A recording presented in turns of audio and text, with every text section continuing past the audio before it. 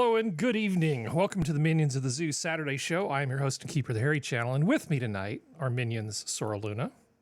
Hello. DrFunctional. Whoa. And Kefki. Hello. Although you're only going to you can only hang out with us for a little bit, so it's just like a taste of Kefki, like a bit. Don't lick Phrasing? Sorry.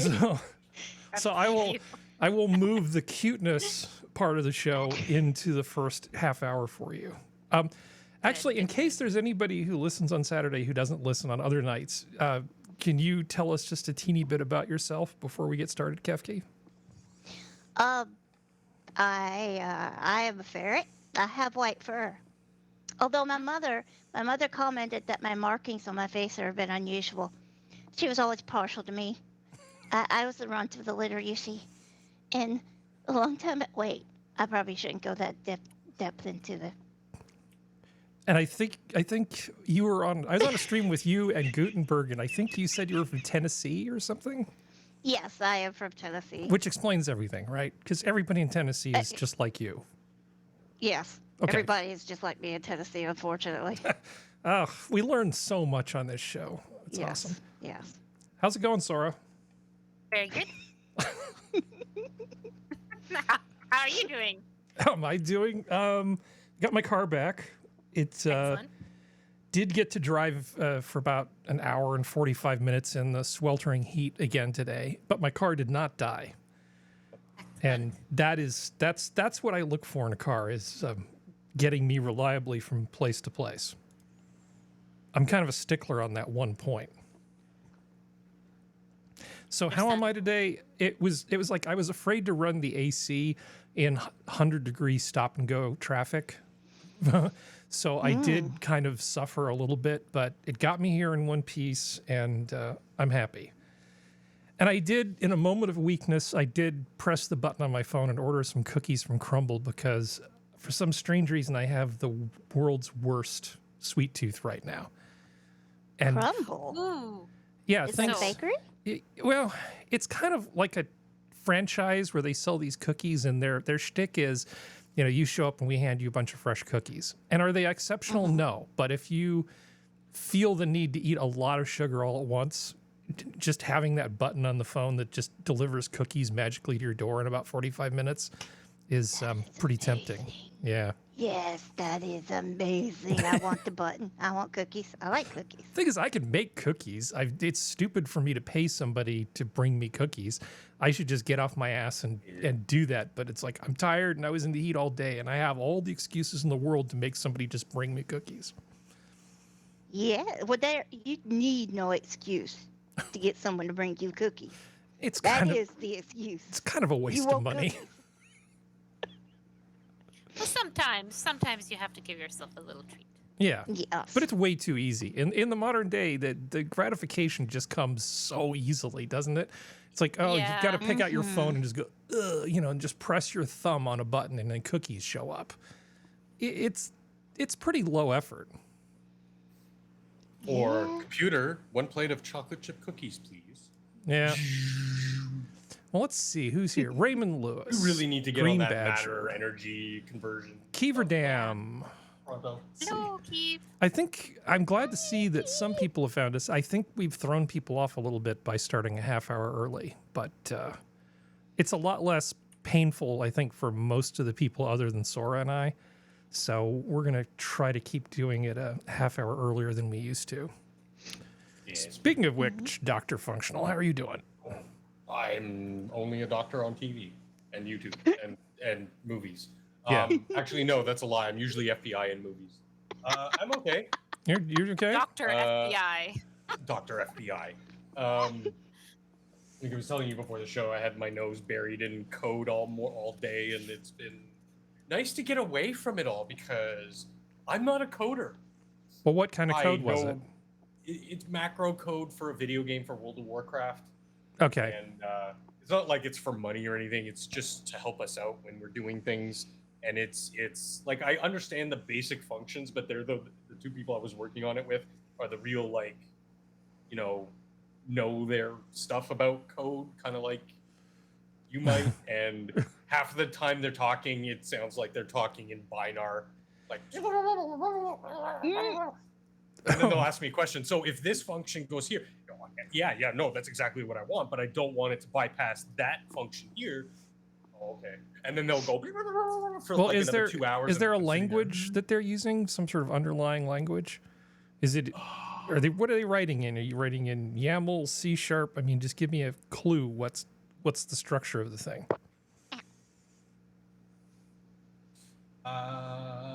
What coding language? LUA programming language. Oh, wow. Okay. Sweet. That's a good one. I guess.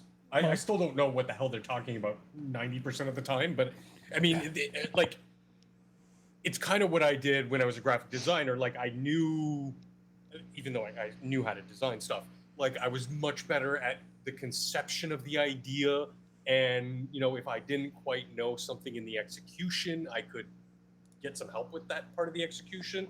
So that, you know, like, oh, well, I don't know how to do like this filter, this thing, blah, blah, blah, blah, blah, blah. I outline it all. And then somebody who was really good at filters would be like, oh, yeah, sure, no problem. Just do this, and done. I'm like, perfect. Like, I'm very good at, like, conceiving these ideas. I'm not the best at execution.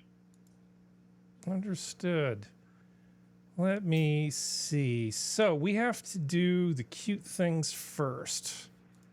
I like cute. All right, let's do the cute Hey, kitten, things. you like cute? Let's do the cute things first. Okay, so as I've mentioned in the past, here in Central California on the coast, sea otters are like a big deal. People like them. So the State University in Monterey actually has Monterey as their mascot, and he's a stupid sea otter. And we've previously talked about how important sea otters are to the economy and all this sort of stuff because they're cute and people love them. Well, you know, I may have spoken just a little bit too soon about the sea otters because this is a thing that happened. Lauren Paul, good morning. Many experienced surfers out here tell me that this is a pretty wild and very unusual incident, something they've never seen before, and that this is the 4th incident of what's believed to be the same aggressive sea otter. It's just very strange. I wasn't expecting that kind of behavior from an otter. These are the bite marks left from the most recent attack by a particular sea otter at Cow Beach in Santa Cruz on Sunday. This is the sea otter, which can be easily identified by the culprit tag on its left fin. The Department of Fish and Wildlife says it's a 5-year-old female that was born in captivity. They say that her mother had been removed from the wild for aggressive behavior towards people as a result of being fed by the public. Yeah, so here, let's continue go. to bite the surfer's board, even climbing on top of it, while the surfer tried to shake it off. When he came out, there was huge bite marks, and he was like really rapid. There was a YouTube short, and I put a little comment on there. I just said, "Look at me, I am the captain now."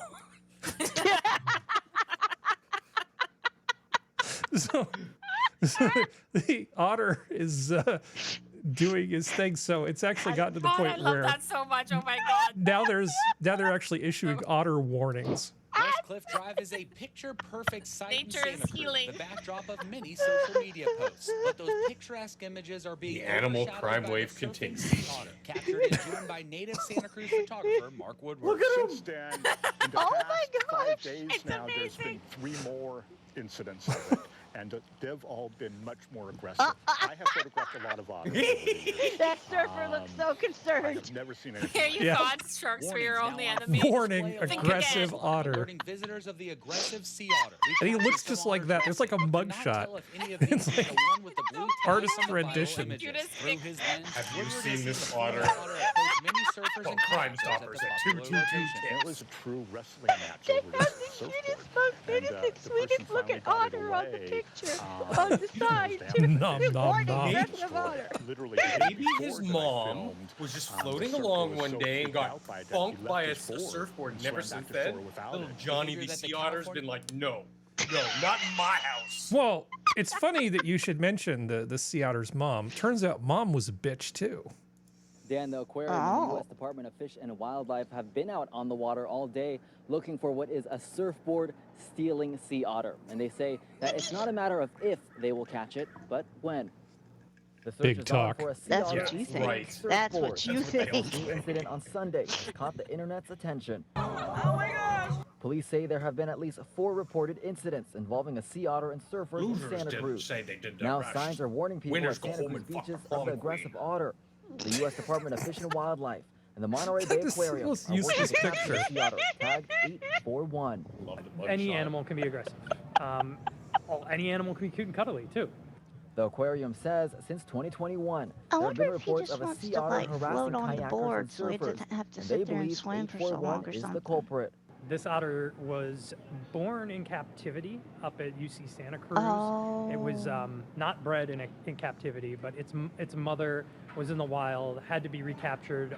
Its mother was displaying similar behavior, and when they recaptured the mother, she was pregnant. The mom and her pup were taken to the aquarium, and the pup was released after. I think the mom was just a bad influence. You know, I think it's we see this. We give them all of this money and attention, and shower with accolades, and we give them we really fluff up their self-image, but it doesn't matter. Some sea otters are just born bad.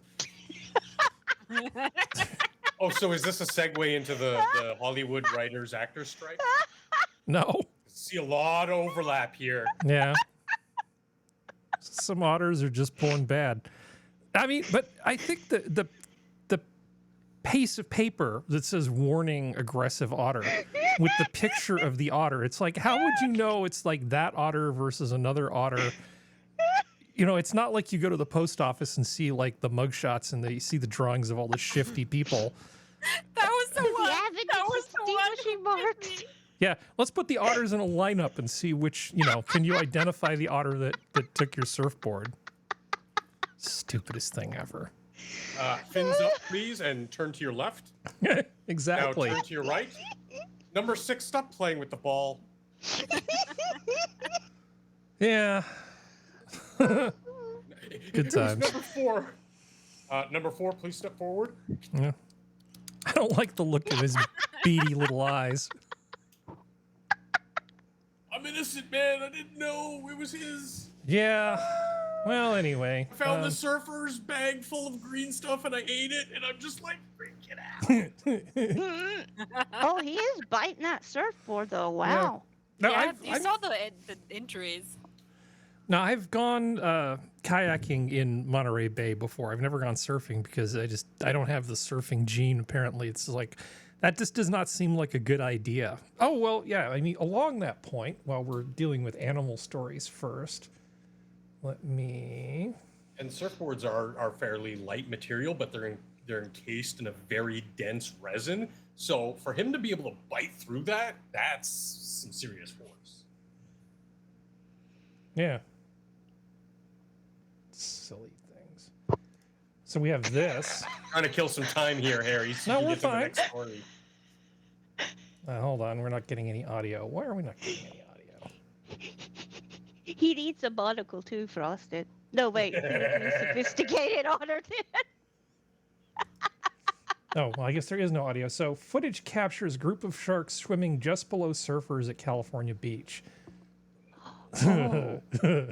Oh, that's terrifying. Yeah. Oh, That's a great white. This is Southern California. And look, these guys are completely unaware of what's going on. Oh, look. It's like a smorgasbord at sea. Nice. Somebody tell him. The shark underneath is going. The shark's underneath going, eeny, meeny, miny, mo. All these yummy toes. And great whites, correct me if I'm wrong, are the most aggressive shark too, right? I don't know. I'm not a shark expert. Mess with them. I know that the ocean is terrible and that they're in the ocean, so therefore they're terrible. I mean, they're not sunfish, but they are pretty terrible. Great whites are not my favorite thing. You don't know how You're they gonna say something, identify. Sora? You're gonna say something nice about great white sharks? They're lovely. Yeah. And they've been around for ages, but they're definitely not sunfish level of bad. Okay. I mean, they eat asshole sea otters. That's true. I hope so. I think I see some synergy And emerging. sunfish. We could have the sharks eat that otter. Huh. That's a good idea. Sharks with freaking laser beams on their head. So, in terms of sharks, right? You know, because sharks are terrible. I recall that they used to have products that would supposedly protect surfers from sharks, right? Oh God! Being on land. Aside from being on land. Have you ever seen Batman where he pulls out the bat shark repellent? Oh yeah, I do remember that. Yeah. Went to immediately. They have a bunch of products like you can buy a thing that like puts a magnet around your wrist because that's gonna help. And then other things where it's like we all know sharks fucking hate magnets. Yeah, ooh, magnets. Yeah. How did that work? Yeah, it's all sort of that Tommy Copper level don't of attack him. rehab. He's got a magnet on his wrist. I know. Sorry, Harry. But they actually do have some products that look like they might conceivably work. Like this thing I know they've tested. It puts out, basically hangs like a 6-foot antenna behind you that puts out like a little bit of an electrical signal, which messes with the shark's nervous system, all the little sensors that the shark has. Discomfort. They've tested and found that if you put bait in the water, I know it's going to come as a shock, 98% of the time sharks will show up and eat the bait. Whereas if you have one of these things attached to it, it's only about 40% of the time. Now, that's not 100%, but it's sure way better than being eaten. This seems like kind of a cheap date. Basically, you just have to swim faster than your buddy. Oh yeah, you have, if you can swim faster than the great white shark, yeah, that's great.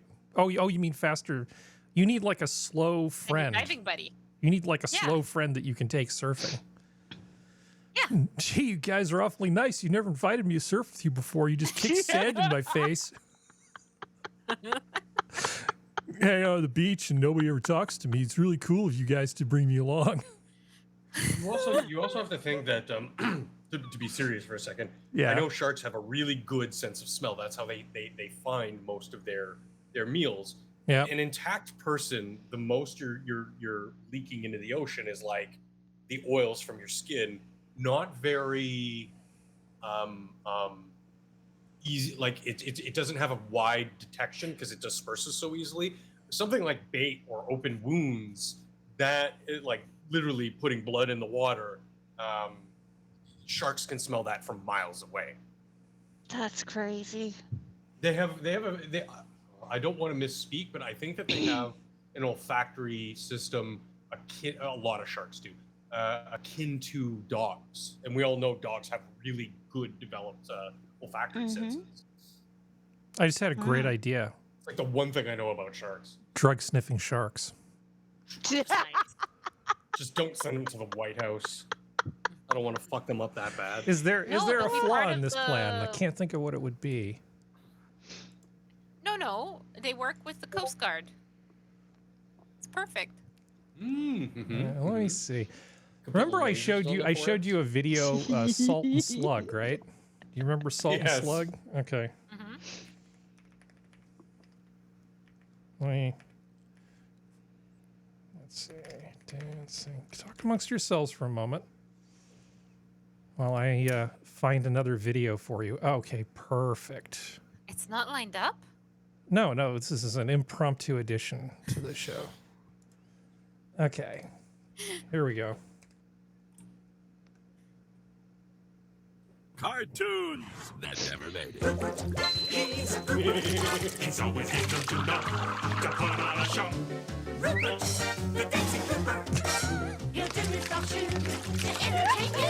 You can laugh if you dare, but you'll be casting for air. Rupert, super duper.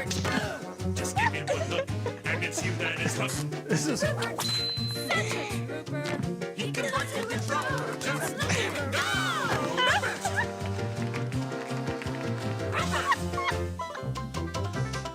it gets worse.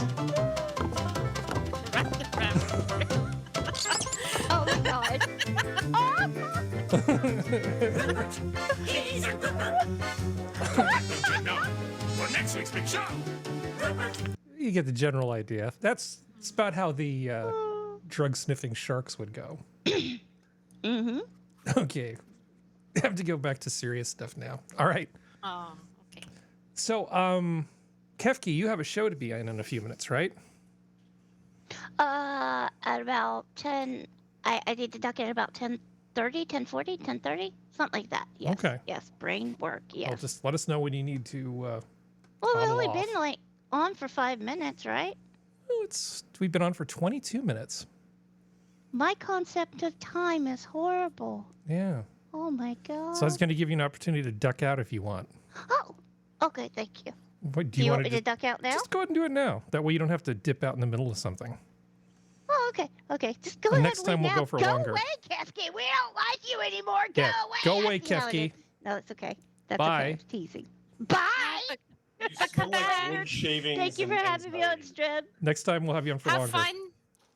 Bye, Kefki. Okay, let's see. All right, so we've done all of the cute things at the beginning. Oh, this is going to be a real fun fest going forward. So, Super Predator Elizabeth Holmes, with good behavior, it turns out she's going to get out of prison about 2 years earlier than her sentence, which is unfortunate. Imagine my shock. I thought I had a good 12 years of not having to worry about her being out and about, but no. Then she'll know. Harry, didn't you miss me, Harry? Yeah. Let's show up. I'm going to get a battery pack with a 6-foot-long antenna that repels people like her. I know if Skep was here, he would be really annoyed because she should really be in jail for a long time. And the idea of her getting out earlier than her 11-year, 3-month sentence by a couple years just seems wrong to me. A lot of people lost a lot of their retirement funds putting their money into stuff like this, and she just out and out lied about it. I feel like she needs a deeper, darker hole that takes longer to climb out of, but anyway. Yeah. I don't know about you guys, but like to me, something like that is, although by its physical enactment, there is no like violence, but to me it's violence because, or a type of violence because, like you said, there are people who lose retirement money, savings, whatever, and that affects their ability to survive in a lot of cases. And this story just makes me, I'll take 9 years, but that's still not enough. It's not enough of a deterrent because if you're in a position where you're like, lie to investors, maybe go to jail, or be fantastically rich, I don't really feel like this sentence deters anybody from doing what she did again. Seems like, oh, there's a good chance I'm going to get away with it, so why not? This isn't really a lesson because we've heard about this stuff like happening for a while now, and these people get what equates to a slap on the wrist. Well, it's as if she, picked up a gun, showed up at a few hundred retired people's houses, and took their retirement savings. Yeah. It's as if she committed a whole bunch of individual armed robberies. She just did it with the stroke of a pen. As opposed to, yes, exactly. Yeah. That's why I said I equate it to a form of violence, even though the act itself is not like in execution violence. I mean, the end result is violence. Yeah, I've had my hand in a few bullshit press releases before, and I've not felt particularly good about myself after it, but I've never done anything remotely... I mean, I've basically tried to polish a turd on more than a few occasions in a press release. But I've never committed anything that was fraud or anything even remotely like that. Because I'm just too young and good looking to go to jail. No, I just wouldn't do it because it's the wrong thing to do. And yeah, I mean that's kind of my perception. I don't look good in orange. Even on Halloween. Yeah. It clashes. Actually, no, that's not true. Orange toned reds suit me much better. So depending on the shade of orange. I mean, it's kind of my perception, Harry, on why I don't do bad things. Like why I don't want to harm people or lie to people is because I don't want them to do it to me. Yeah, the golden rule, it works pretty well. Yeah, exactly. Yeah. It's Yeah, it just really gets me. 9 years just feels a little light to me. Who knows? Maybe she'll get caught stealing like money from the cafeteria or something. I mean, we can just hope that there's something that ends up keeping her in there longer. Or maybe Agatha will make her bitch. Yeah, something like that. Did she have her baby? Yeah, well, she's got 2 of them. They're just not there. They're not prison She has babies. another one? That would be a Can't great. turn on these? That'd be a. Well, she had one, and then she had another one. Yeah. Huh. Not that I'm keeping track. Okay. All right, moving on. If you from Business Insider, if you left your cocaine at the White House, you're in the clear now. The Secret Service concluded their investigation into the cocaine bag without identifying any suspects. Associated Press reports no DNA or fingerprints were found on the bag. Surveillance footage in the area of the West Wing also was no help in finding the culprit. I know, I was shocked too. What do you Canadians think about this fine story?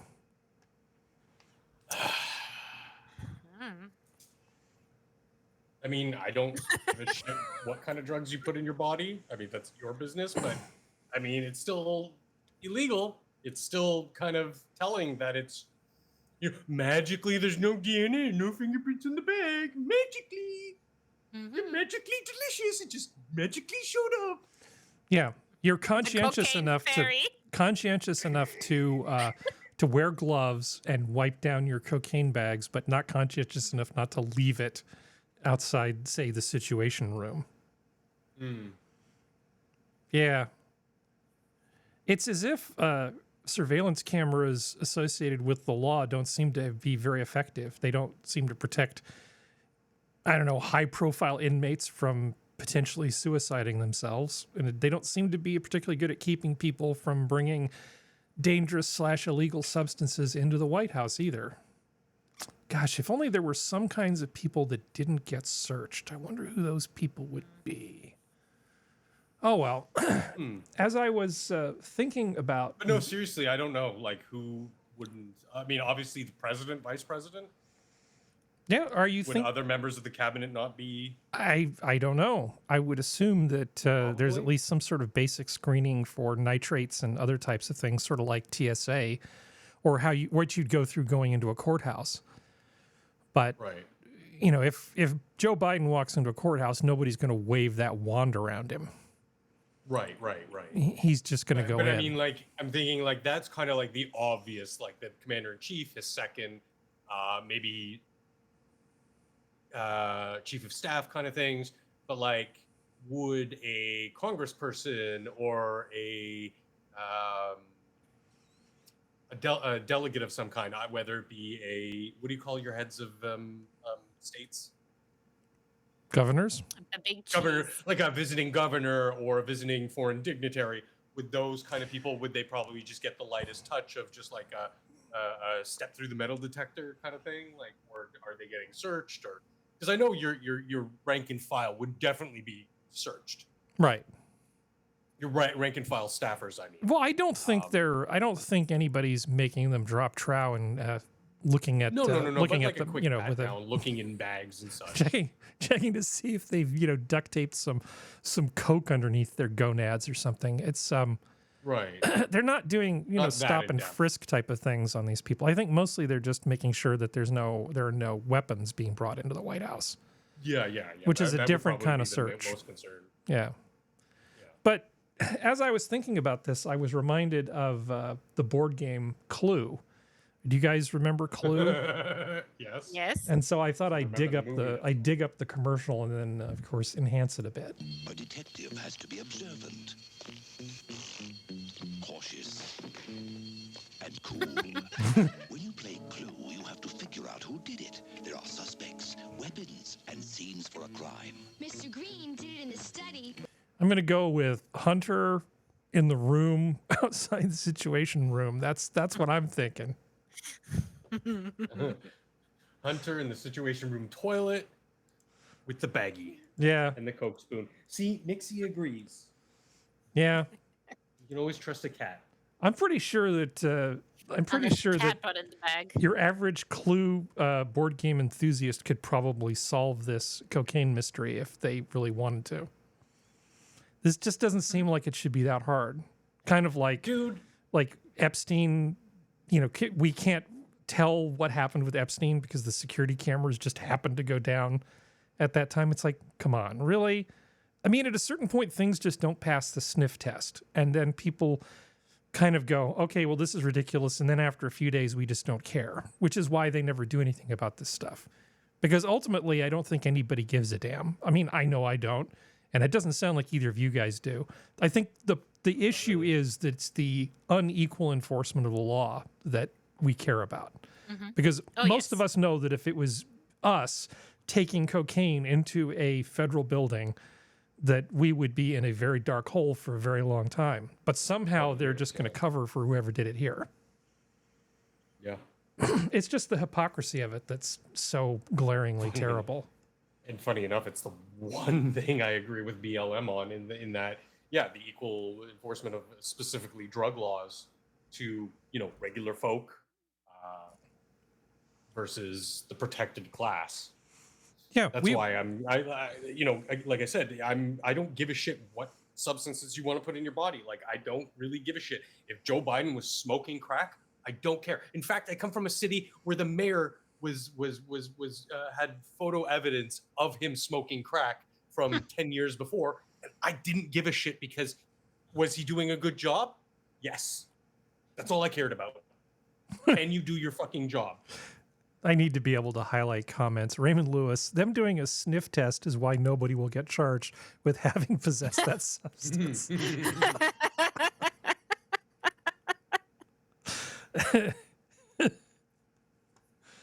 10 points to Gryffindor. Okay.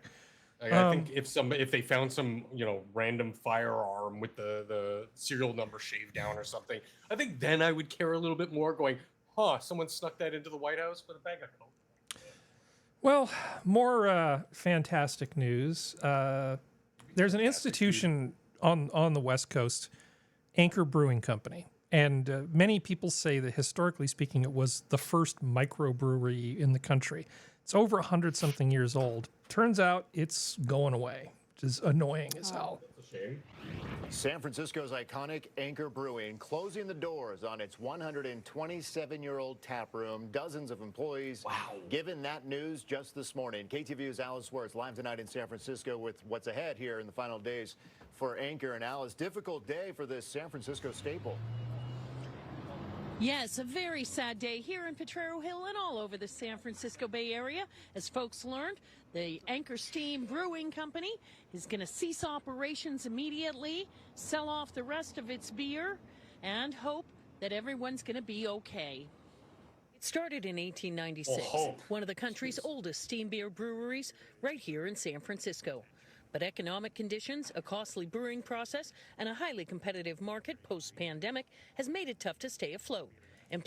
Yeah, I mean, we're talking about an institution that's been around for so long that they actually employ a historian whose whole job is to just keep track of the history of the company.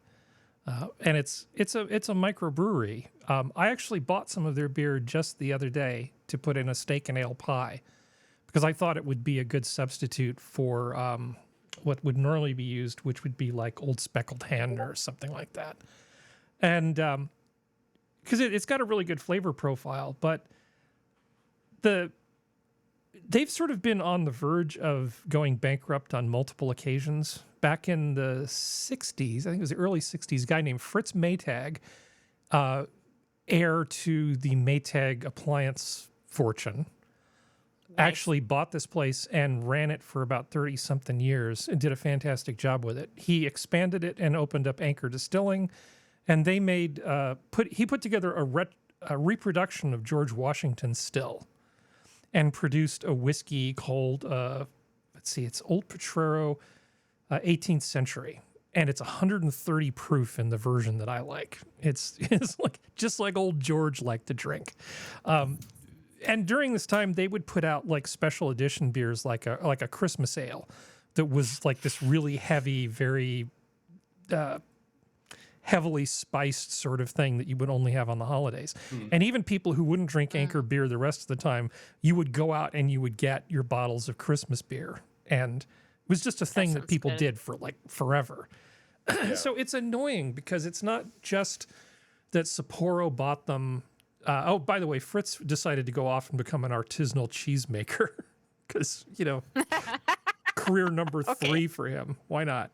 But, arguably there are better beers out there because there's so much craft beer in the world, just in Oregon alone, that I guess in the big scheme of things, it kind of doesn't matter if Anchor Steam goes out of business after all this time. But, and I normally don't give a crap about San Francisco businesses going out of business because I just think they sort of deserve it. But this one does actually kind of annoy me just a little bit, especially considering that I had some of it just the other day and thought, I need to drink this more often. This is actually really good. Yeah, so not really sure where I'm going with this, but it's just the whole thing about craft.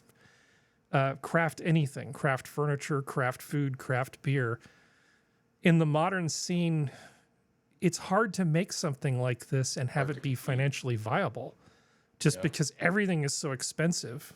You know, you got to give people days off and healthcare, and there's all the regulation and the insurance, and you got to bribe all the inspectors. There's just so many things that you have to do. It would be a real shame if 10 years from now, a lot of the craft things that you guys enjoy were all gone. That's my big concern. I mean, because, yeah, I'm sad about this, but I'm, in the bigger sense, kind of worried about this as part of a general trend. Yeah, yeah. Because if a company after 127 years that's been such a, like, you know, institution in that part of the world is got to close its doors, what chance do a lot of the other small businesses have? Yeah, survive the 1906 earthquake. Yeah. Okay. Survived the Depression. Survived the Great Depression. Survived all sorts of things. And I can't help but think that COVID probably hurt things. There was an announcement a couple weeks ago, we almost talked about it, that they were going to stop exporting beer outside of California because 70% of their sales are in California. Okay, so they were going to cut costs by not exporting outside of California. Okay, fine. I can live with that. That seems like a good business decision. But then 2 weeks later, it's like, yeah, no, screw it. You know, we're just going to quit. So how many other things are going to go away, you know, including the artisanal cheesemakers? Because a lot of there's like the day-to-day stuff you buy, and then there's sort of the special occasion stuff. Like a big old block of cheddar cheese will make a lot of grilled cheese sandwiches, but every now and then you want like the fancy shit. I don't know. I'm just sort of thinking out loud here. I don't know what sort of craft things you guys like to enjoy. Well, for me, this is it was a very young company out of Seattle called Pyramid. Oh yeah. They made an apricot beer that I only got to try a couple of times because they stopped sending it to Canada, and it was only imported, like only very like expensive boutique liquor stores here had them. It was the best apricot ale I've ever had. Like, it was delicious. Apricot's my favorite fruit, so for me it was just amazing. And they're closed. They're gone now. They are? That's amazing, because I actually, I don't know, 20 years ago went to I've actually been to Pyramid Brewing in Washington State, and they had one in Berkeley, California, of all places, and I remember going there. I had a big old honkin' analog Motorola cell phone strapped to my hip at the time. That's how I can date what year it was, because I remember they shut down in January 8, 2021. I wasn't the person driving, but I'd had maybe one more than I should have, and I did a Biden, and I actually slipped and smashed my cell phone on the railing. Oh. I know. Clumsy me. Had to get a new cell phone. Oh, well. Oh, speaking of apricots, I have apricots in my backyard. It's the first crop out of these new trees that I planted. And I come home, and I want to eat my apricots. About half of them are gone. And one of them's been chewed on, and it's like I've got bird netting over it, so I think it might be Nigel's. I'm not pleased. Well, as someone who has a sour cherry tree, and we literally have to eat them half ripe, because otherwise we would never get to eat cherries. I feel you. You do realize this means war. I'm going to put like those disc things that they can't climb over around the trunks next time. And measures will be taken. There's a device you can get that actually you put bait in it and they crawl around on the ground. Like, you can attach it to the fence and they'll stick their heads in trying to get the bait, and then a pneumatic plunger puts like smashes their head, and then they fall out of the trap, and it just does it over and over again. It's just like a serial rat destruction device, and it also goes after squirrels. I'm tempted to get one. I'm annoyed.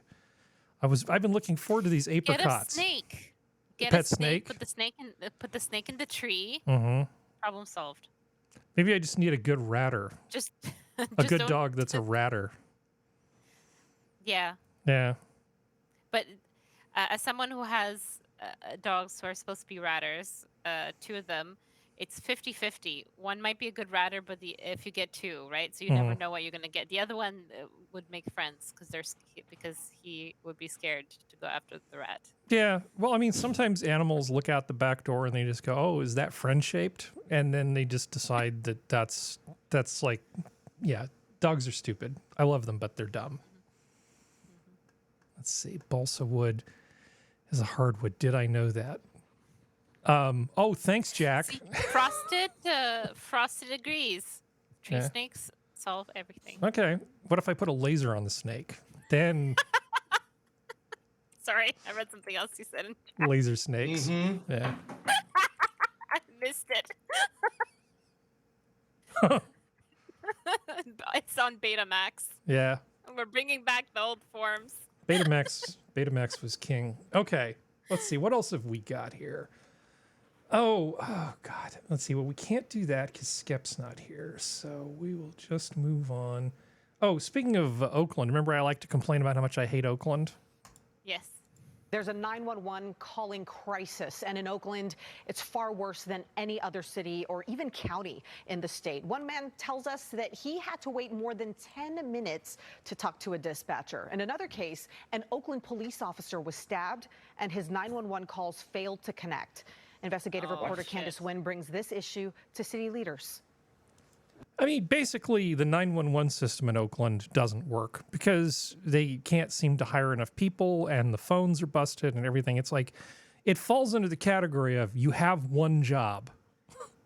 You know, public safety is like one of the few things that libertarians like me, well, small L libertarians, I'm not actually registered as one, would actually agree on. It's like, when I call 911, I expect somebody to actually show up. Police, fire, whatever, right? And when the cops get stabbed, called 911 because they need an ambulance, and the phone system doesn't work, I think you know you've reached rock bottom. Yeah. What ended up happening was his buddies actually collected him, put him in the back of a squad car, and ended up driving him to the hospital themselves. Jesus. Because 911 didn't work. I really don't like the city of Oakland. Yeah. I mean, like it's as one of my personal favorites, Public Enemy said, 911 is a joke in Yo Town. It's prophetic. Yeah. Was he in Oakland? Was he a West Coast rapper? Yes, they were definitely in California.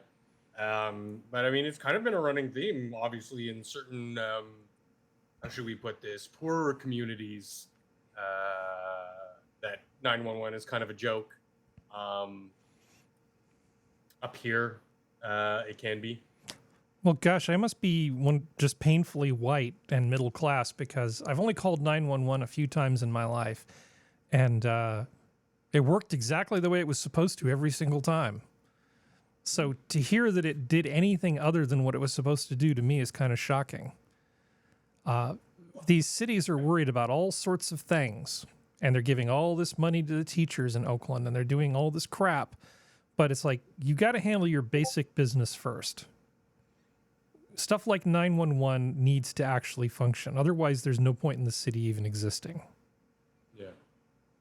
Just, and I understand that they have to go. They react based on, you know, the need of the emergency. So yeah, like if you're stabbed, or in my case, somebody breaking into the front door with a drill in your apartment lock, you would expect that they are there, you know, lickety split, like, you know, violence going on. 911 should be, you know, there in an instant. And again, in my case, it's just been the one time. The other times with 911 has been fine. I think I've called 3 times. But yeah, somebody was drilling the locks out of my door. I called 911. 20 minutes. Luckily, I had means to defend myself, and I let the person drilling the door know that if the door opens, they will be facing hot lead. And so the drilling stopped, and they didn't leave. Stupid of them, but 15-20 minutes later, when the cops actually showed up, the cops ended up doing nothing because nothing actually took place. I'm like, are you kidding me? They literally are breaking and entering. How is that nothing? In the act. How is that nothing? The fact that they failed doesn't mean that they're any less guilty. Well, I even said, look, I want to press charges. They said no. Oh, Jesus. Okay. The cops said no. I'm like, okay. Well, here, there was an incident where a guy was having, I don't know if he was faking a mental health crisis or was in the midst of a mental health crisis. He was going downtown swinging a hammer. Brought in the middle of the day, busy street. Yeah. According to the news, it was I remember there was multiple calls to 911, and every time they were explaining this, has he hit anyone? No. Okay. Then no crime has taken place, so nobody will be dispatched. Yeah, well, once somebody's actually hurt, will come out. Yeah. Yeah, but then nothing would happen here because we once called. So from my work, across the street, a building that was going to be torn down. We noticed some people breaking in the middle of the day. They managed to get into the building, and it looks like they were stripping it of stuff, right? It was empty already, but most likely they were either causing damage or whatever. So we keep noticing this, and we're like, you know what? Let's call non-emergency, okay? Out of duty, whatever, because we have no idea what they're going to do, what they're doing in there, could be dangerous, etc. Turns out they had eyes on them. There was a undercover cop just watching that the whole day. And what did they do? They go in there, ask the people to come out. They handcuff them, talk to them for 2 minutes. There's 3 squad cars. They open the handcuffs and let them go. And the guys just go back and do whatever they were doing inside the empty building. I was okay. I guess that's it. So, I mean, I wasn't expecting them to put him in prison, but at the very least, have someone stand there, tell them to get the hell away, and confiscate whatever it is they're stealing. Maybe even actually take him downtown or something like that. But no. Yeah, for a little overnight visit into in a jail cell or something. Yeah. Honestly, looking at them from what I remember, it probably would have been helpful for them to be inside, but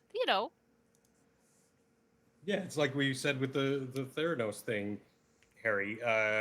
If there's no deterrent, then or if the deterrent isn't enough, then you're basically giving a free pass for people to be criminals and dicks. Yeah. Well, I've been recently looking at beefing up my own security in terms of doors and stuff. And it turns out there are a number of relatively inexpensive things you can do to make a door more secure. Because it'd be nice to not have to exercise, one's Second Amendment rights unnecessarily. And, sometimes you're not home. So making it so at least you might not be absolutely secure, but being more secure than the house next door is certainly a step in the right direction. So in addition to alarm systems and stuff, you can actually beef up doors pretty easily. I mean, half of it's just reinforcing the parts that tend to break. And that can be like he's doing, putting a steel strip on one side of the door jamb. But also, even just spending $1 to go get longer screws, those little inch screws that come with, the strike plate and stuff on the doors, replace those with 3 4-inch screws, costs you $1. It's absolutely cheap to do. very, very simple. You know, for like $10, you can get a strike plate that's a little better. Or if you have a door that's a regular lock with a deadbolt combination, there's ways you can get larger strike plates that basically span the two of them. So it's just more metal connected to more spots. And it won't make your door impenetrable, but it'll just make it a lot harder for somebody to just walk up to, kick it in with one kick, come in, take all your stuff, and be gone before the police show up. You just need that level of stuff. And home ownership is a pain in the ass because the bad thing about having shit is people want to come and take it.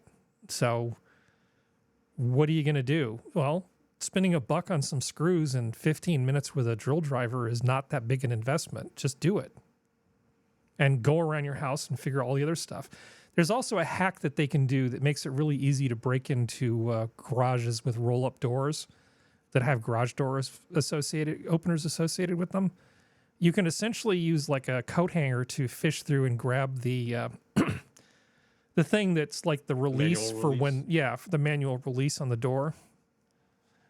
There's just little stuff like that that you need to do. I don't know. Why are we talking about this? We were talking about something else. Oh yeah, 911. Yeah. Second Amendment, reinforce your doors and windows, neighborhood watch. There's a lot of things you can do. But if the police aren't going to show up when you call, that just makes all that other stuff that much more important. Yeah. I would suggest living in an area that has separate police from your regular police. Separate police from regular police? It's more of a Canadian thing. Because I live under federal protected area. Yeah. So we don't have city police where I am. They connect you in like 10 seconds. Yeah. Like, I mean, when we moved into this apartment, I noticed that they reinforced the unit doors with the steel plating on both sides, the frame and the door, just to make it that much harder. And I learned also later from a friend who's a fire inspector that it also helps with containing fires in units of these old buildings that are like solid concrete. We only want you to die, not anybody else. Well, I mean, if there is a fire in the apartment, you don't want it getting out into the hallway and spreading to other units. So they reinforce the door so that even if the fire is not, like burning the steel, it's not going to get through. Or it'll have a much harder time to get through. And yeah, it also works on people not being able to drill out what you would normally do. And again, I learned this from somebody who deals with this stuff, is it's easier to drill out the side of the wall, like the door frame, to get through the deadbolt lock than it is the actual lock itself. So when you put that steel plating on both sides, they're gonna have a lot of stuff to drill through. Yeah. And by that time, one of your neighbors are going to be like, what the hell's that noise? What the fuck are you doing drilling into somebody's unit? And then hopefully call the super and or 911. It's not my business. I don't want to be that neighbor. I'm just going to let it be, keep my nose to myself is what the neighbor is going to say. My neighbors are pretty damn good. We all actually look out for each other. It's different. It's so far for us, it's fine. A really good friend of mine, her neighborhood is turning more and more into rentals only, and that's it's never good. That's bad because they don't care. It's not that the neighborhood is unclean or anything. Everything is still maintained, but they are not as interested in making connections with their neighbors, like when the old homeowners still lived in the properties and stuff. They are basically, we're here, we're renting, we're going to work, kids are going to school, don't talk to us. We're not interested, and becomes very isolating. Yeah. So functional, does this make you angry? Essentially using store-bought yogurt to make more yogurt in one pass. This was sent to me in efforts to annoy you, and I basically predicted that it wouldn't annoy you, but everybody else seems to think it does. I think so, because this seems akin to like when you have vegetable waste, food waste, avocado pits, fruit pits, whatever. You replant them, right? No. To make more. No. Why not? Why not? Well, okay, I'm going to give you the... You're using the cultures from the plain yogurt to spread and into the whole milk. See, I think that makes way more sense. Let me tell you why you don't do the thing with the fruit seeds. Go ahead, Sora. No, I was going to say, no. This is more of this comes apparently from this cooking appliance. It's a recipe that came with the cooking appliance, like in the recipe book that comes with it. So, like, they actually call for you to get 2 quarts of milk and 1.5 cups plain yogurt, and just make it into more yogurt. Is it this appliance? I don't know. It's a black screen. Yes, it is. I think so. Yeah. Well, Zojirushi, or if that's how it's pronounced, they make good stuff. I have like one of their rice cookers for 20, 30 years. It's super old. It has neurofuzzy on it. It actually says that. And I guess that's back when fuzzy logic was a thing that people knew about. But their English is not very good sometimes. So it just says neurofuzzy. That's cute. Yeah. I like that. And damn, that thing works. I have a number of their thermoses and things. I've never found a product from this company that isn't good. And the nice thing about their thermos is not made in China. You know how hard it is to find a thermos that's not made in China? It's really hard. Is it made in Japan? I think it's actually made in, I can't remember if it was Thailand or Malaysia. But the important thing is not China. My cell phone's made in Japan. My last several cell phones have been made in Japan because I'm serious about this stuff. I don't buy a lot of crap made in China. It takes a lot of effort and a lot of stubbornness to not buy stuff made in China. I got to tell you, it's a real uphill fight. Okay, so this doesn't bother you, right? No, not really. Okay. Well, what about... Well, why am I wrong with the fruit seeds? Okay, the reason why you're wrong with the fruit seeds is because that's not how fruit trees that produce food are made. So, for instance, many of those things are hybrids, and planting the seeds from those will not go the way you think it's going to go. That's thing one. Thing number two is many trees are grafted, and so the rootstock of the tree may be different than what the fruiting part of the tree is. And if you were to plant that in the ground and get more of the thing that you just ate, you might end up with something that would really not thrive very well, especially in the conditions where you live. And of course, that's the third thing. Just because food was brought to you and you ate it doesn't necessarily mean that it's going to grow very well where you live. I find these people that take carrot tops and replant them and replant onion tops, I see those videos and go, okay, sure. But I think I would just plant fresh carrot seeds at that point. But the main thing is that propagating a lot of food crops by replanting the seeds doesn't work all that well in a lot of cases. That's the short answer. Because I swear I've done it with cucumbers, pumpkins, and an avocado before. Yeah, it's fruits that are more of an issue. But a lot of those things are at least F1 hybrids that you're dealing with. So depending on what type of species you're dealing with, you may find some really interesting things happen as it sort of fractionates itself back into the things that were in the cross. Because you're going to get two things that were cross and then one thing that's a totally different thing and another thing that's a totally different thing. Sure. Okay. Yeah. Which, may actually be really interesting. But, yeah. Science. Gregor Mendel. All right, what were we doing? Let's see. Yogurt? More food Trying things. to upset Functional. Okay, what about this? DIY So does that ketchup work? ice Did pops. that work? Did what work? Does the yogurt thing work? It should. Like spreading the cultures in the milk and it makes it more okay. Yeah. Just curious. So you can make your own ketchup ice pops. In Canada, French has released ketchup ice pops. Yeah. Ketchup, tomato juice, lime juice, hot sauce, and Tajin until smooth. What's Tajin? Tajin. I didn't know that was. I didn't know that was spelled that way. It's the citric acid thing, it's like slightly sour and salty. It's very good. I finally found some here. Sounds very artisanal. Yeah, I mean, if you're really into like Bloody Marys and Caesars, this would be like, but I'd rather drink my Caesar than have an ice pop of it. Okay, fine. Okay, we made the healthy Coke that people can't stop talking about. Here's what we thought.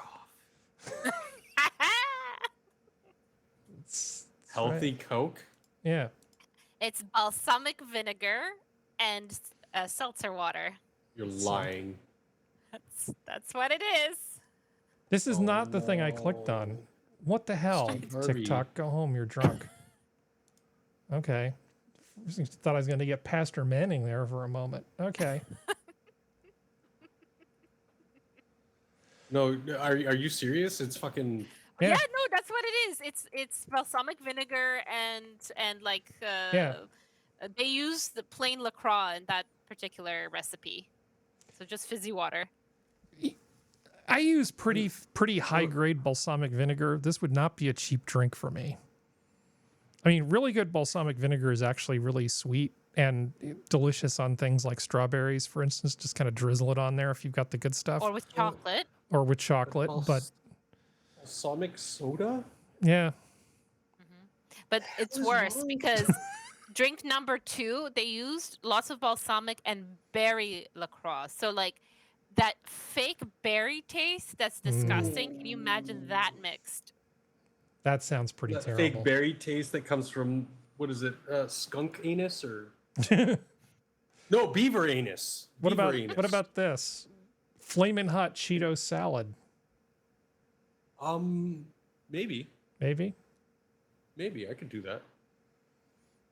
Okay. This is more like high food, you know? Like if you read the ingredients, it sounds like something, you know, you're cooking a little bit. I found that in making like a taco salad, I replaced the regular tortilla bits for Doritos, and it's actually dude, it's fucking amazing, and I have never gone back. As actually my best friend in high school, his wife, who turned me on to that, and I was like, this is a game changer, because not only are you getting those sweet, salty, little crispy bits in the salad, but they're like, everybody's had Doritos. Those things are like packed with flavor. Yeah. So you're getting like little bombs of Dorito taste in with this taco salad. It's Yeah, I would try that actually. That sounds really tasty. really good. So that, I mean, So, but this is just a bag of flaming hot Cheetos with some like dressing cilantro, and cilantro and cucumber. No. Yeah, no. All right, so you guys are familiar with Anna Kasparian of the Young Turks, right? Yes. Giant liberal pain in the ass. Well, in the last few months, something strange has been happening with Anna. Liberal commentator rages over cost of California's electric car shift.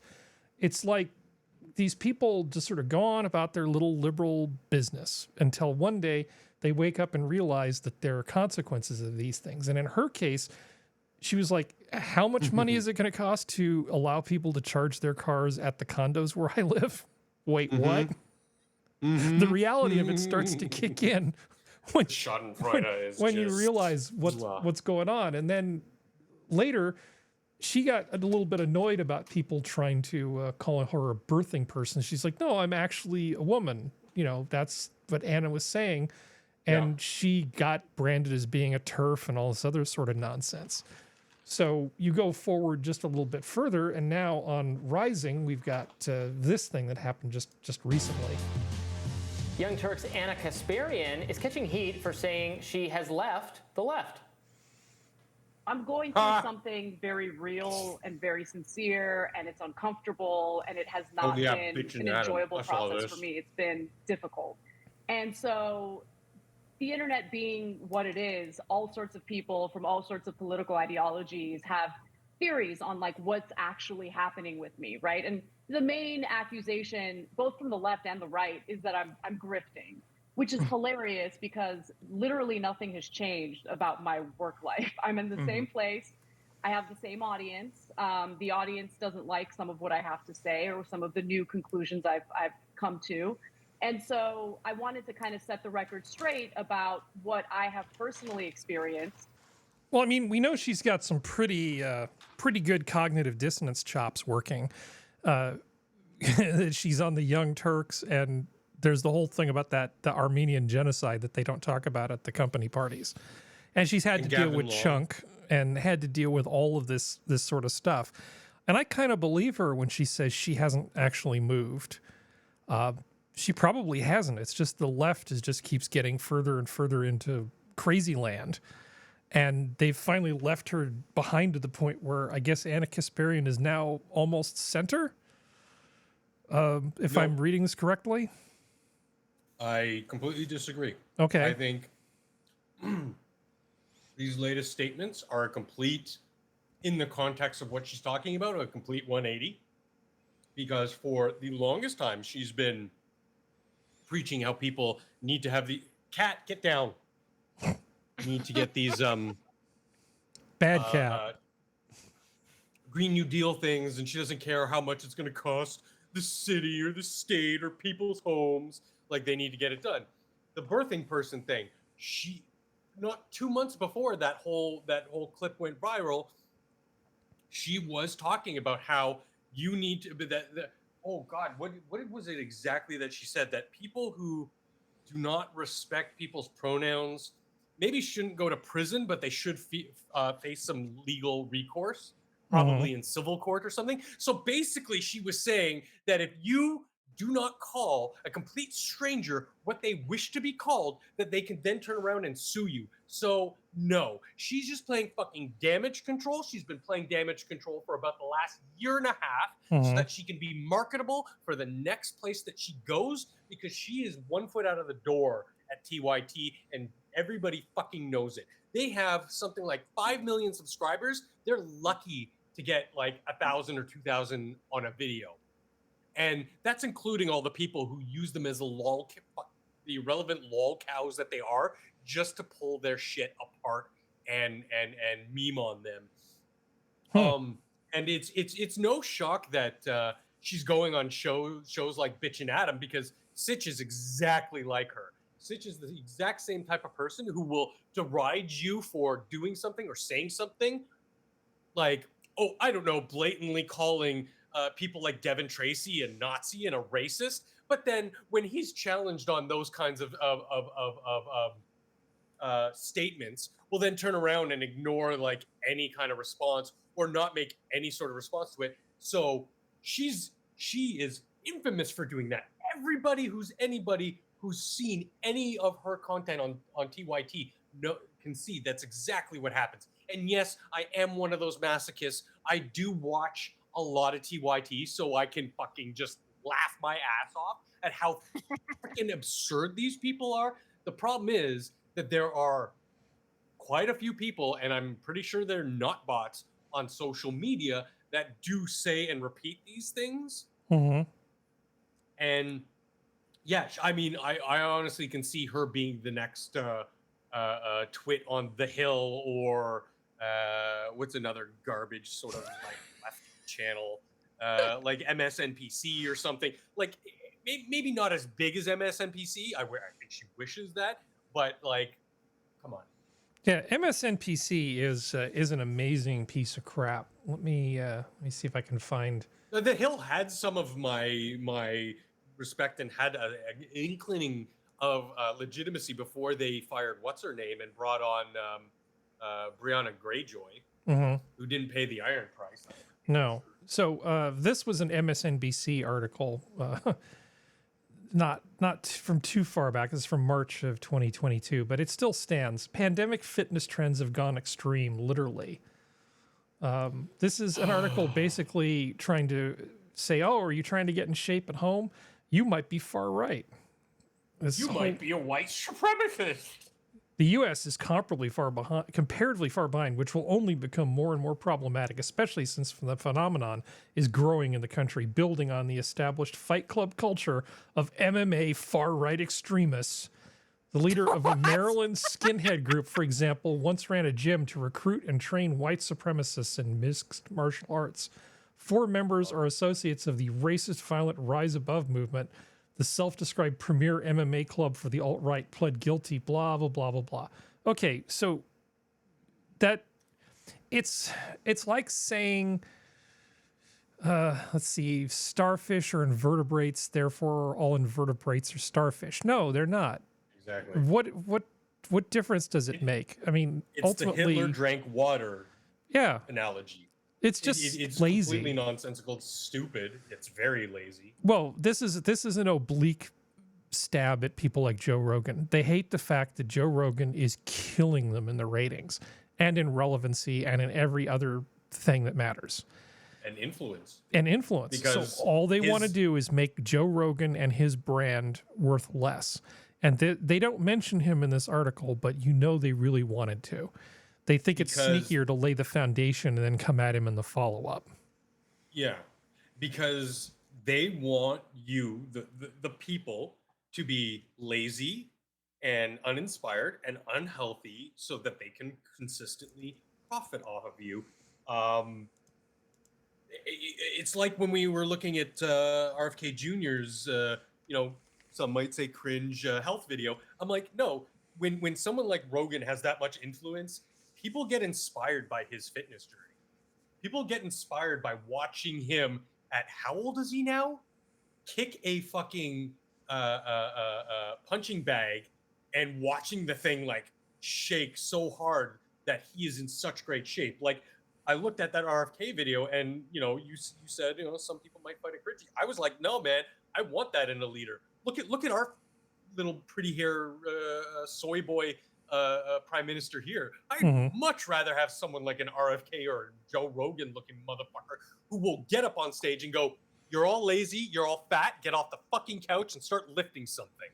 Good night, Because no, I would honestly, literally have heard Joe Rogan basically muttering similar words to people.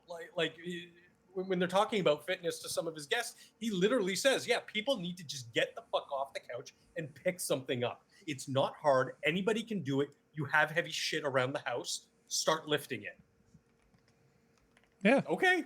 And because, healthy people, well-to-do people, mentally stable people, they generally need less help from mommy and daddy teat from the government. Yeah. No, I when they say this, that they can then disparage the people who want you to make good choices in your life. Like, love him or hate him, I'm not particularly a fan of Andrew Tate, but he sells a good message every once in a while. Yeah, be in shape. Yeah, be a man. Whatever a man means to you, be a man. This was my introduction to Joe Rogan. Back.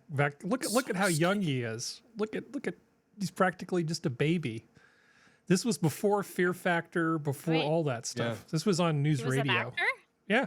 Yeah. This was him on News Radio, and he was funny. This was actually one of my all-time favorite shows. All 4 seasons of it. Yeah, and he was the funniest one on the show. I don't care what anybody says. I wouldn't say that. It was a pretty strong ensemble. Phil Hartman was damn funny on this show.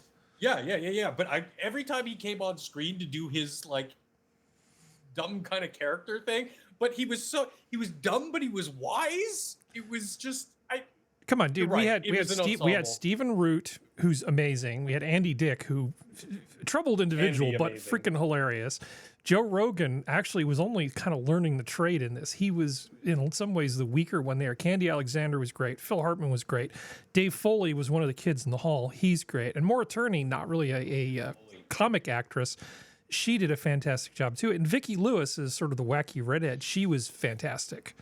I love this show, but I only pretend there's 4 seasons. There was 1 season without Phil Hartman after he died, and I just pretend that didn't happen. I mean, John Lovitz stepped in because, he was actually friends with Phil Hartman in real life, but it's just not the same. You just can't. Why they even tried to bring it back for a 5th season was just dumb. But yeah, Joe Rogan, look how really not bulked up he was.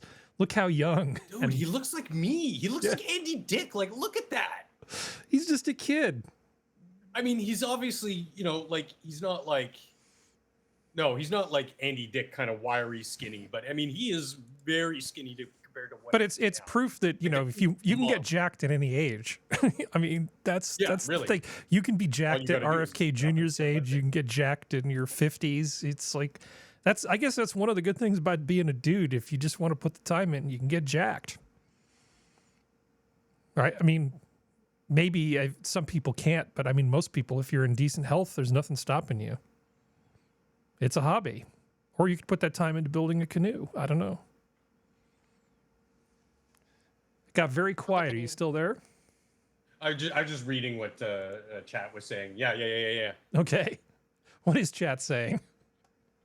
Oh, just, you know, like physical fitness and where's it? Jack was saying leftist. Physical fitness is a superficial quality and unrelated to leadership. Physical fitness is a sign of discipline and that you have your own life in order and are ready to lead others potentially. Exactly. Exactly. That's why, you know, if you're going into the, like, just as an example, you're going into the military, your drill sergeant should look like he will fuck you up like dynamite.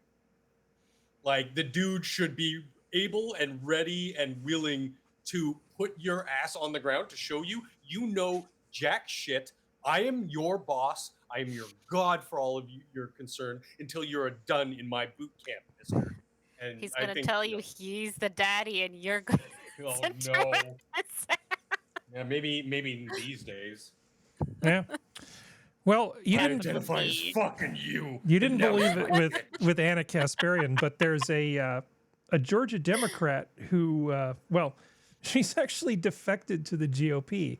And you're thinking, why? This is this woman right here. She just basically said, when I decided to stand up on behalf of disadvantaged children in support of school choice, my Democrat colleagues didn't stand by me. Yeah, she committed the unthinkable sin of thinking that maybe like black kids in bad neighborhoods should actually get a decent education by whatever means necessary. And that's the one thing you're just not allowed to do. You're just not allowed to do it because you get kicked out of the church. It's not a big tent party. They really are a uniparty at this point. So I'm confused. So what was the problem with her saying that? Like, well, she's a Democrat. You can't be a Democrat and stand for school choice. You have to want children to be forced to go to public school and indoctrinated and given an inferior education. Party, Sora, is that anything that the GOP is in favor of, no matter how reasonable or sensible or provable of a benefit it could be, they are immediately against it.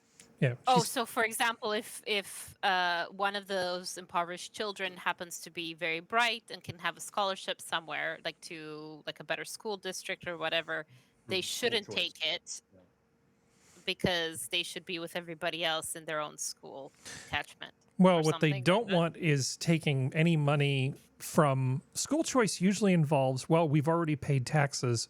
Can we get some kind of voucher that we basically represents the tax money that we paid for the education we're not using to go apply to some private school?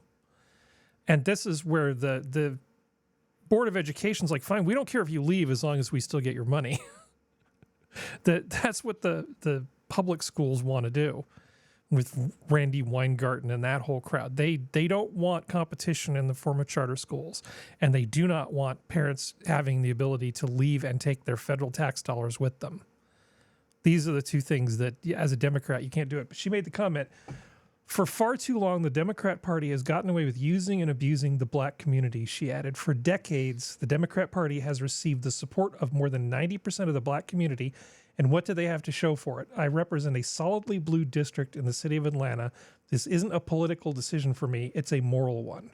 In all likelihood, she will probably not get reelected because she's going to have an R next to her name instead of a D. But I guess we'll find out. I mean, I think she did the right thing. And I don't see how you can argue that this is in her best interest. So she's not working the system like you claimed with Anna Kasparian. I mean, she's clearly making a moral stand because politically this seems like suicide. Maybe, but it is a trend. It has been happening a lot in the last 2 years, I want to say. There were 3 lawmakers this year that went from Dems that are registered as Republicans now There was here, I have the article here. 4 Democrat lawmakers in West Virginia, Louisiana, North Carolina switched parties. Megan Hunt, Nebraska State Senator.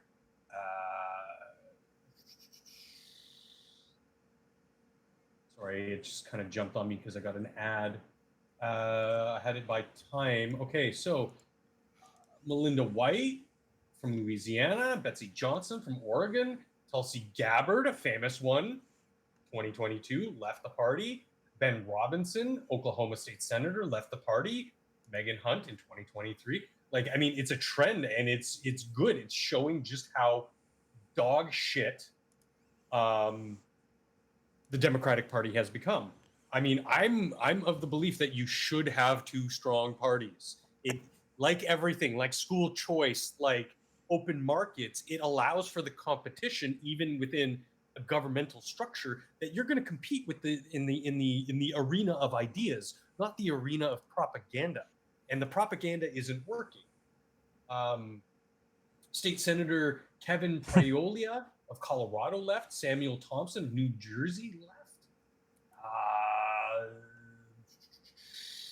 And like, you know, a handful of Republicans left, but that was mostly due to they didn't want to be associated with Trump, and even a couple independents went Republican.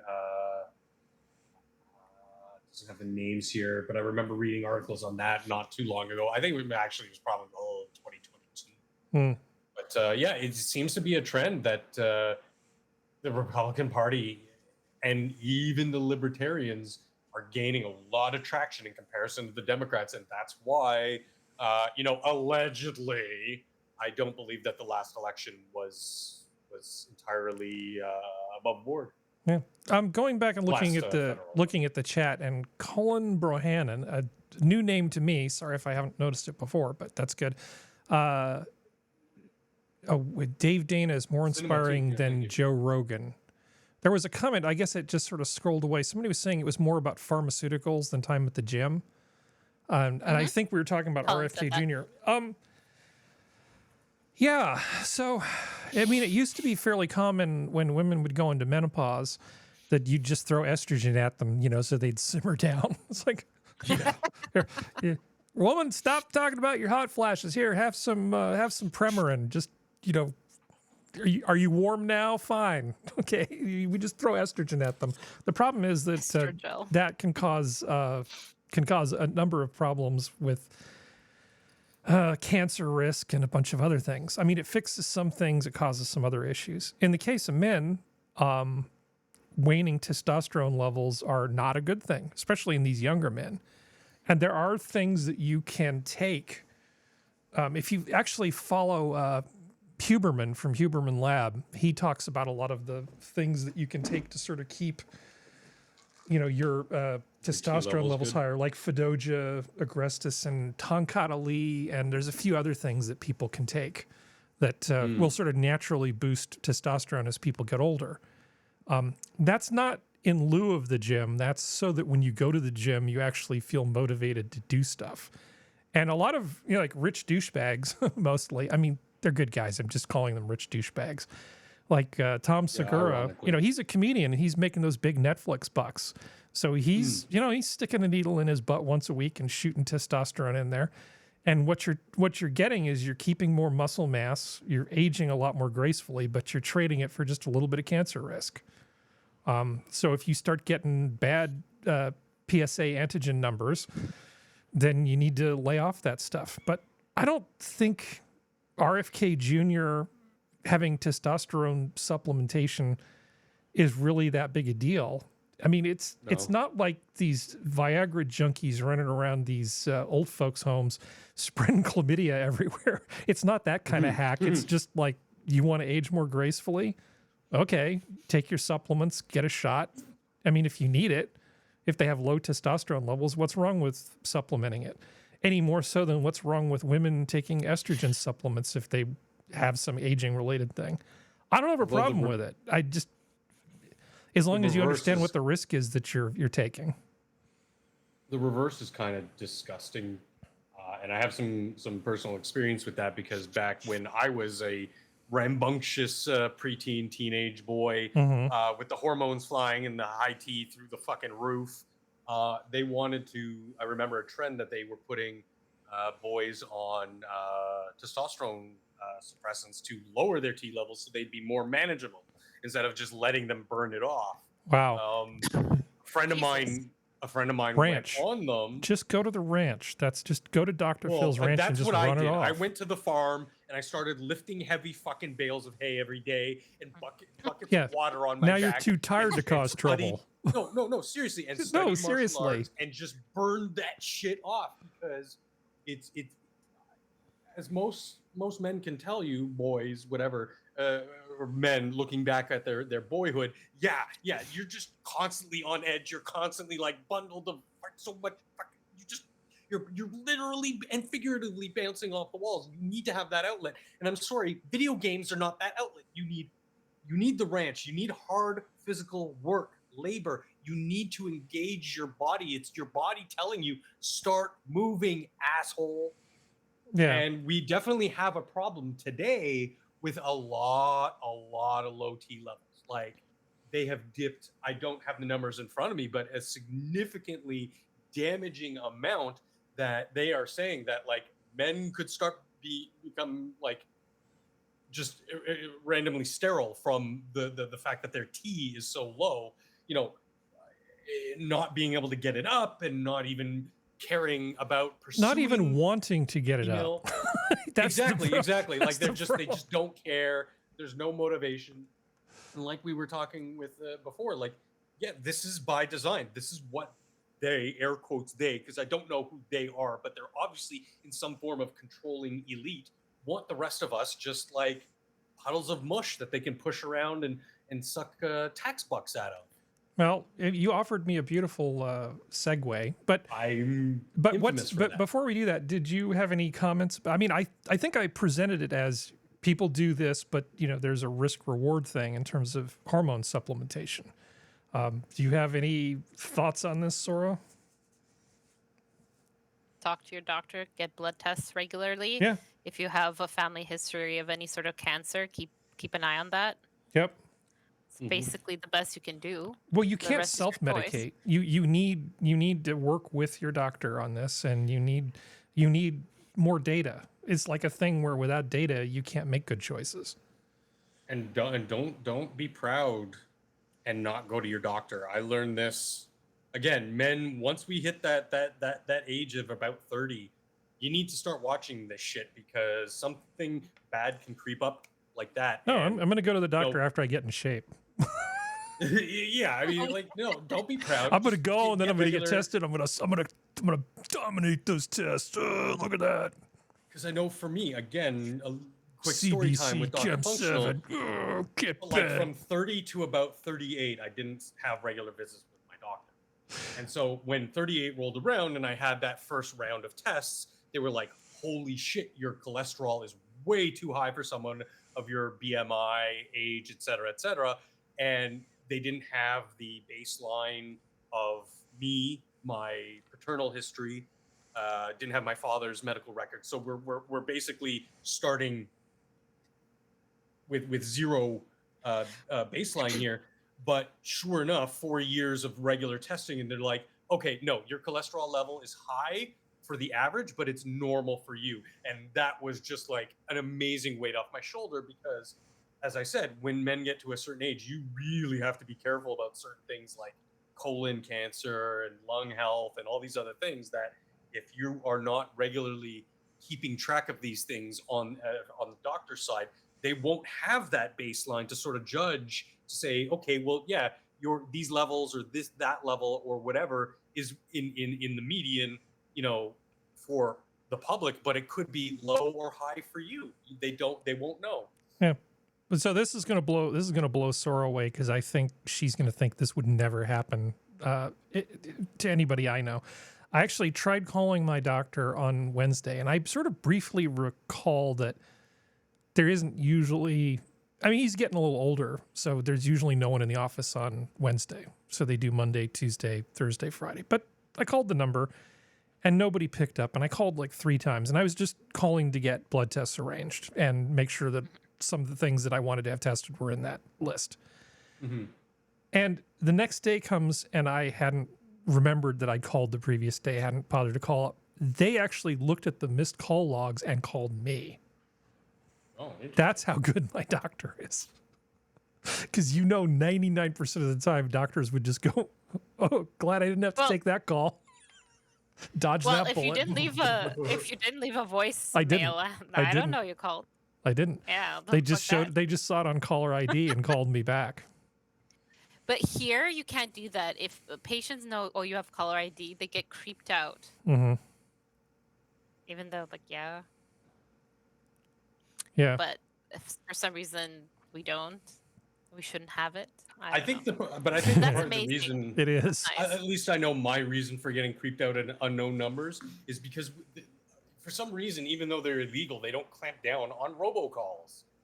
I get robocalls all the bloody time, and and Sora, I will call Bella and be like, look, this number, I want them permanently blocked.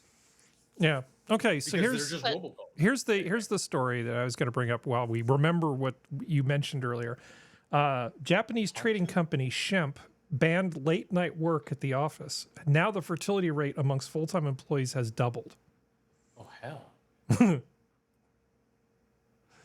They're the green line. Yeah. Interesting. Now, wonder what happened. I wonder what happened. It's like people have energy to do things. They have energy to do things. They have opportunity because they're not sleeping in the office. But maybe they get to go home early enough that they can do people. But maybe it's actually something else. Maybe it's because their work-life balance is a little better. Just everything just works, right? All of the things, the interpersonal things, the physical things, all of it just works. Because this isn't just them messing around. This is them actually like making a viable offspring, which is a little more involved. And their failing birth rates in Japan specifically has become a major concern for their country because like they need to start replacing the population and they're so far below replacement rates that they're worried that they're just going to fade into obscurity. No, it's Shemp and Company. They've reached 2. That's pretty good. That's the replacement that's rate. Amazing. Yeah. Because I know, again, specifically Japan is in real dire straits. They have been for a little while now, as the graph you can sort of suss out since 2000. Things have kind of really dived and then stagnated in not just Japan but other countries. I think the China thing has a little bit more to do than. Okay. Well, while we're talking about Japan, I guess there's some new law about how they basically pay consultants, and a lot of manga artists or manga artists fall into that category, and people who do various types of voice work and independent stuff. And that stuff ends up going into a public database. So a new Japanese law set to take effect in October 2023 could greatly change how these creators are able to hide their identities from the general public. Likewise, this could completely shift the VTuber industry in a new direction, while also having a significant impact on creators in the manga industry as well. While details are sparse on the new invoice system, its impact on the manga and VTuber industry is already clear and apparent from the little information currently available. Yeah, imagine you're a manga artist or a VTuber or something, and with just a little bit of internet sleuthing, you can figure out who that person is and more information about them. There's just going to be a big database that people can look in. This seems kind of like a problem to me. Like maybe they didn't think it through, or because I know in the manga world, which I would never read because it's a weeb thing to do, but if I were to read it, a lot of these people write stuff under assumed names, right? Pseudonyms. Under pen names. Yep. Yeah. I would assume I'm a big proponent of the right to anonymity, so this is scary. Yeah. This reminds me of what was that Candace Owens thing? Social. Oh yeah. Social hack. Social autopsy. Oh, social autopsy. Thank you. Yeah. It reminds me of that and like how poorly received that is. So this. But I think there's a lot of money in these VTuber farm things, right? And I would think that these young ladies might be more vulnerable in some ways to just creepy, obsessive folks. Because it just tickles all the right little endorphin buttons and parasocial relationship things, the way these VTubers make their money. I could see this going poorly. And I do think that people generally have a right to be left alone. And I'm not sure why this database needs to be public. Now, in terms of people not evading their taxes, okay, fine. The government needs to know who's getting paid. In the U.S., there's a form. You pay anybody more than $600 a year, you issue a form, which is a 1099 form. And on that is the taxpayer ID of the recipient. So if you get paid by somebody, they know who it is. You can't skip out on the taxes. I don't understand why this is necessary for Japan. Maybe it's just part of their let's keep all the foreigners out thing. Make sure it's really easy for them to put the screws on you, that they don't want you hiring the wrong people. I don't know. Again, but that could be done with public anonymity and still be done through government channels to be like, okay, well, this place, they're paying the taxes, or that we're going to go after them for their taxes, whatever.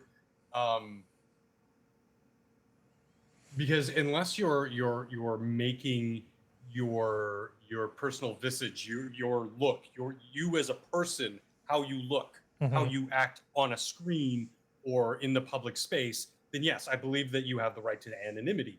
Tom Cruise does not really have the right to anonymity because he is a public figure. Just like a government employee isn't, they're a elected government employee, to clarify. They are them, that is their product that they're putting out into the world. Then yeah, I believe you should probably be able to look them up. But just like a friend of mine, like Gasly, I don't want somebody to be able to like search up his tax records and where he lives and everything like that, because that's opening the floodgates to all sorts of like bad juju happening. Well, okay, Sora, you're a defender of terrible things all too often. Yes. What do you think of this plant? It's the Gympie Gympie. Or maybe I think that's the stinging addition to the poison garden. So there is a botanical garden in the UK. I think it's in Northumberland. And it has this thing which is referred to as the Australian stinging tree. It's described as being the world's most venomous plant, with its nettle-like exterior and tiny bristle hairs packing a punch. Let me see, where's a description of what this thing does to people? Here's the gear that you have to wear to touch this thing. Good. Yeah, because definitely let's get one of those. The plant usually flowers and produces its fruits when it's less than 3 meters tall, and it could reach up to 10 meters in height. The stem, branches, shemps, leaves, and fruits are all covered in stinging hairs and not to be touched. The tiny brittle hairs, known as trichomes are loaded with toxins over the entire plant, and if touched, stay in the skin for up to a year and release toxin cocktails into the body during triggering events such as touching the affected area, contact with water, or temperature changes. I know some people I would love to touch this tree. Yeah. Even if touched for even a second, the tiny hair-like needles will deliver a burning sensation that will intensify for the next 20 to 30 minutes, continuing for weeks or even months. In some cases, it has been said that the pain is so intense it can lead to self-harm. If you wish to see the newest edition, no, I don't. Do not touch. Stop taking things out of Australia. Yeah. I know, Nuke the site from orbit.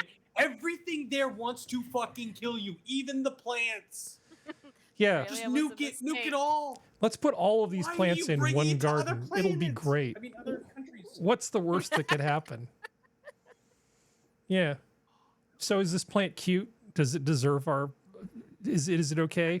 Or can we just exterminate it with fire? I'm assuming. Because I'd rather have triffids It's good to than know this. that it exists. Yeah. And there's some people I know who should pet the tree. Okay. Wouldn't it be great I if like it smelled poisonous really plants. good? Can I send one of these in a gift basket to certain members of Congress? Yeah, FTD. No, I think that would be a bad idea. The poison garden. These I like the gate with the skull and crossbones. These plants can kill. Yeah, that's pretty That's awesome. cute.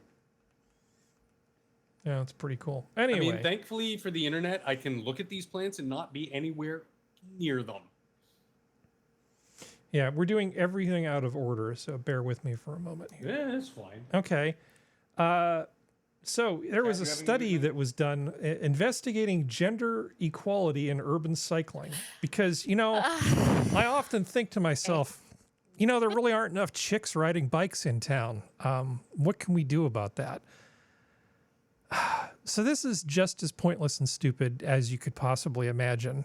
I'll give you the short version here. We studied the strength of association between cycling uptake by women compared to men and several characteristics of Western cities, both at a macro and microscopic level. I doubt they used microscopic level.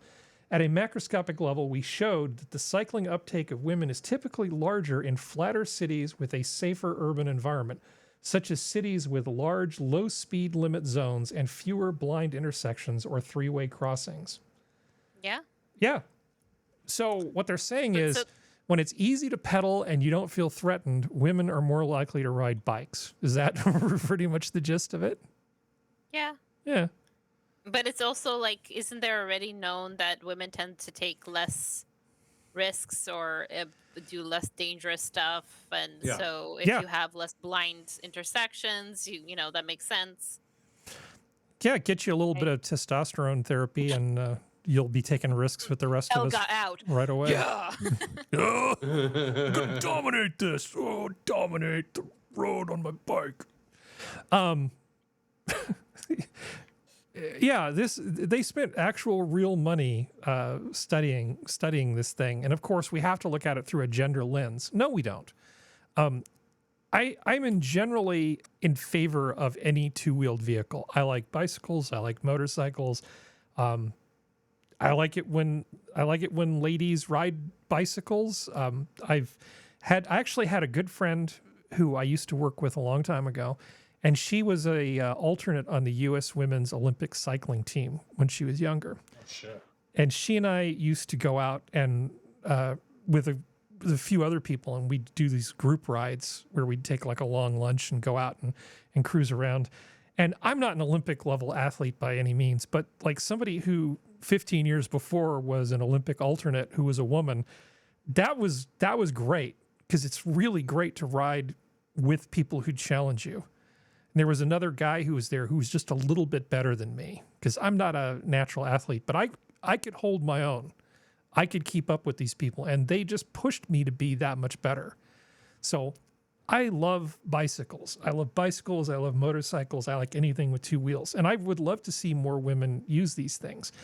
But the idea that we're going to restructure cities in the name of equity so that the same number of women are cycling as the same number of men seems like an unrealistic goal to me. Not only does it seem like an unrealistic goal, it seems like it might actually be a pretty terrible idea. Let me give you an example that maybe seems less obvious. So this is Jeremy Clarkson. Clarkson on cycle lanes. So this is Holland Park in London, one of the most beautiful streets in London because of all the trees that line it. And these are trees that the mayor of London wanted to pull down to make way for a cycle lane. Well, he can fuck off. Oh, fuck him. I mean, the man's obviously deranged. You can't pull trees down so that people can cycle. I mean, I know that cycle lanes now are seen as the single most important thing in the world by all those lunatics with 5 hardened bananas on their head and a little goat. But you get the general idea. This is one of these Clarkson is right again things.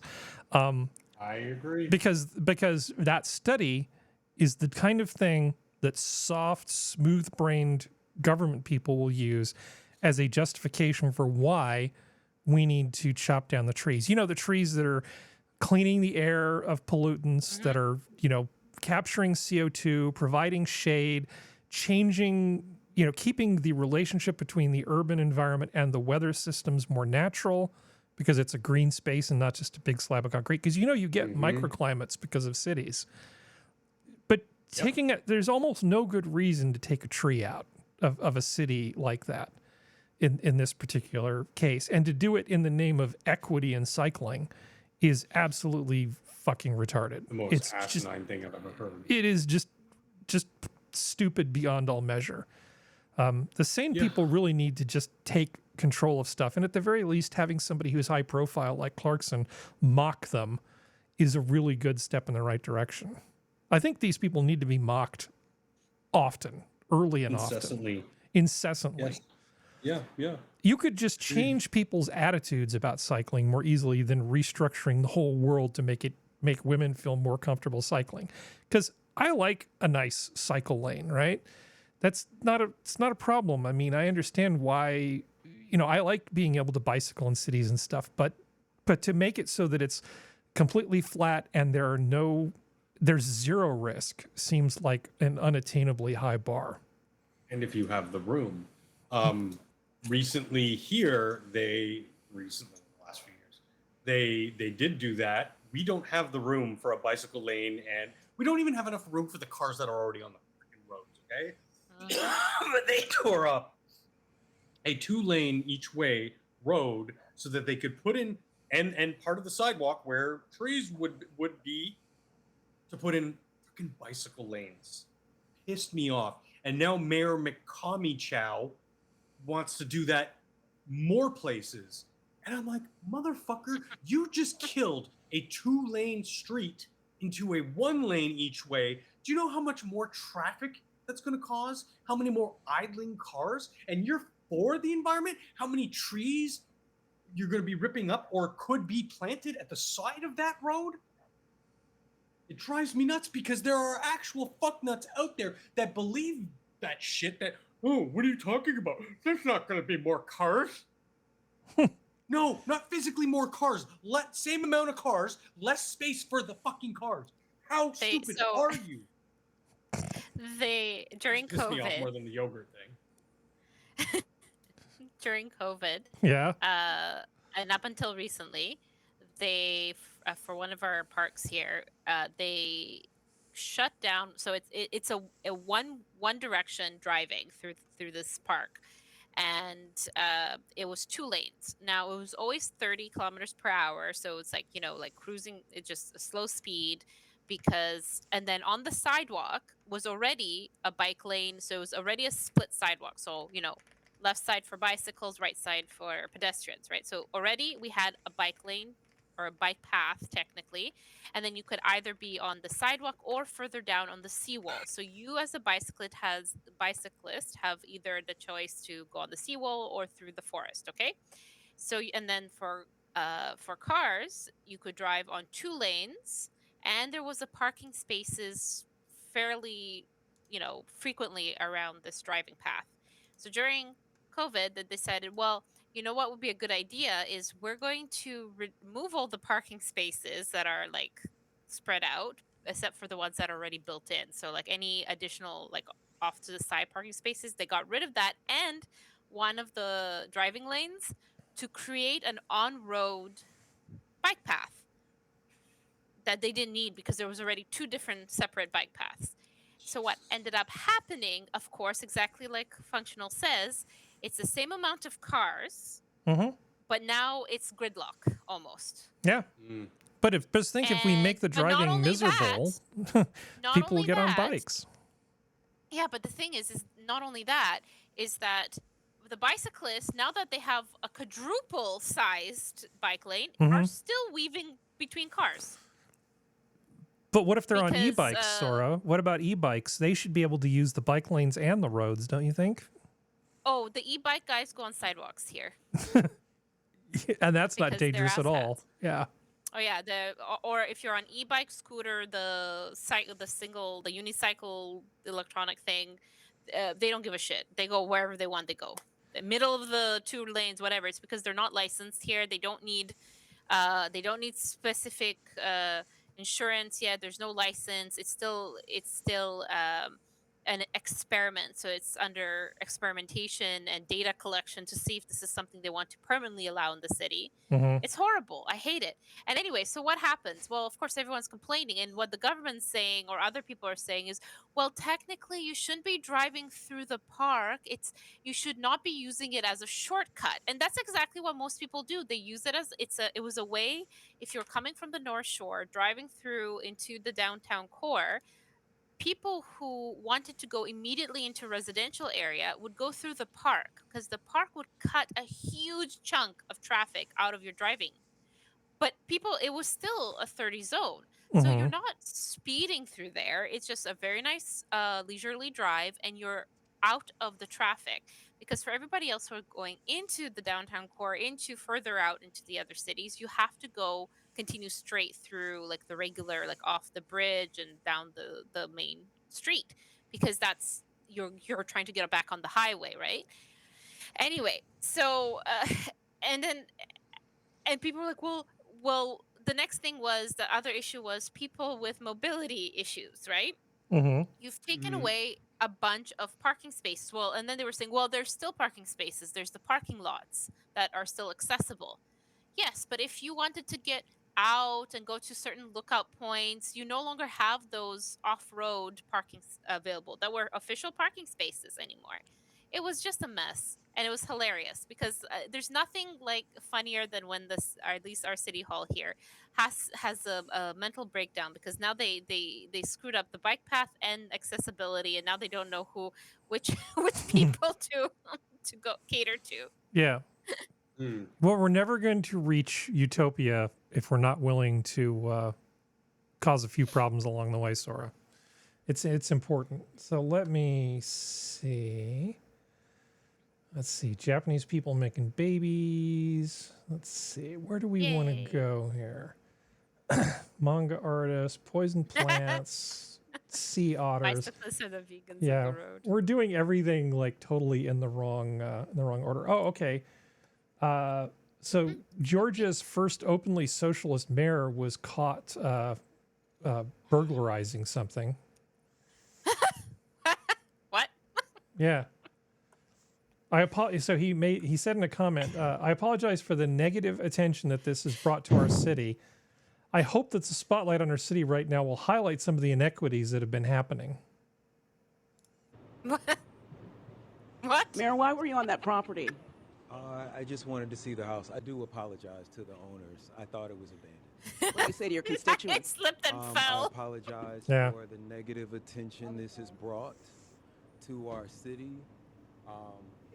But I hope that the spotlight that is on our city right now will highlight some of the inequities that have been happening.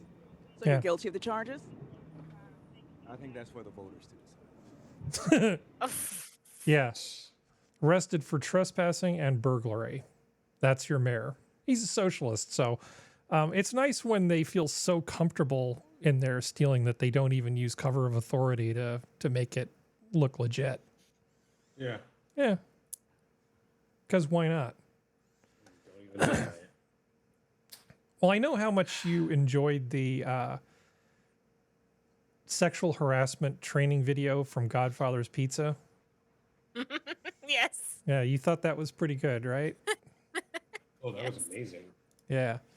So let's see. We have to go into the, let's see, where is it? Archive. Okay. Judge in Italy says groping is only a crime if it lasts for more than 10 seconds. Of course, it's in Italy. A judge in Italy has ruled that groping that lasts less than 10 seconds isn't criminal.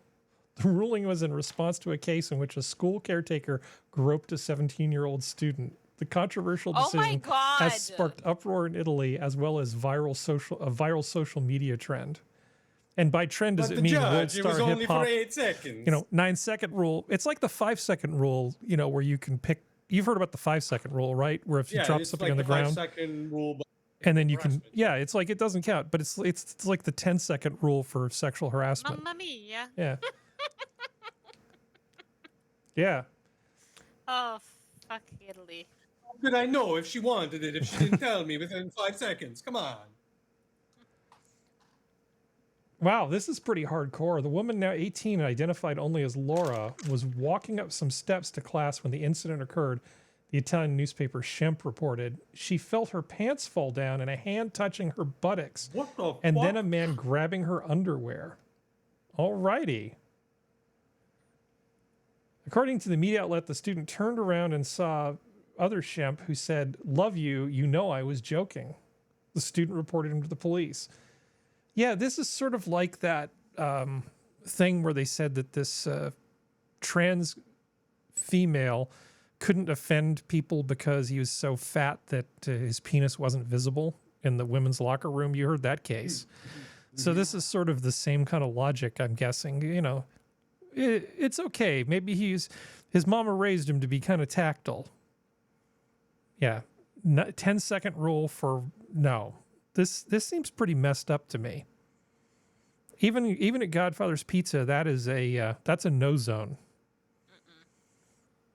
Do not touch. Yeah. How fucking hard is that? That's a no zone. You don't even need the 9-inch pepperoni stick to know that that's not something you're allowed to do. I don't know. I worry about Italy sometimes. I worry about humanity sometimes.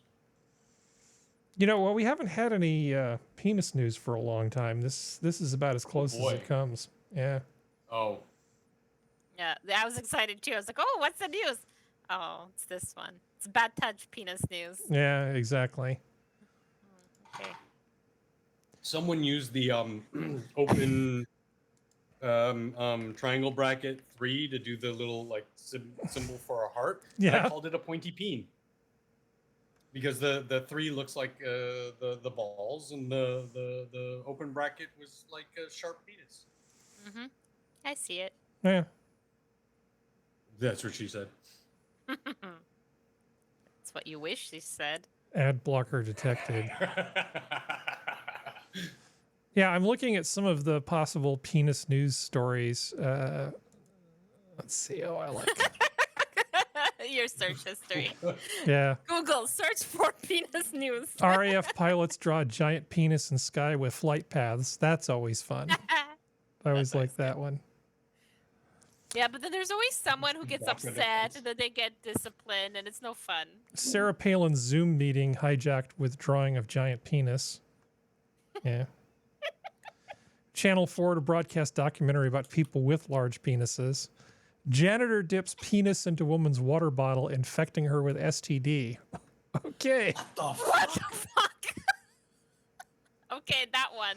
Okay, let's see if I can find that. Janitor. So that was the episode of 60 Minutes I was on? Cool.